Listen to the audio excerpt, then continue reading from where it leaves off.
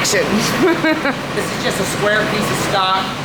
The first thing we're going to do, starting with this, is what's called a taper, and it's basically we start about 4 to 5 inches back, and we bring the stock down to a sharp point.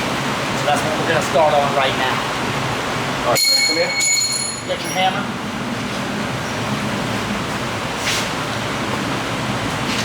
Jay, I want you to strike there.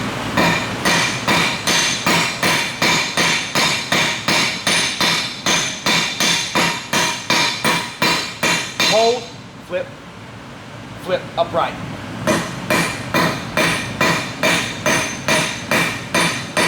Lay it flat. Jay, strike there.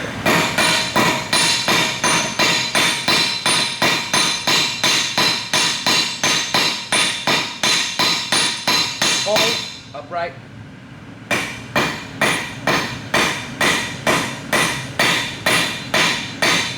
Okay, lay it flat.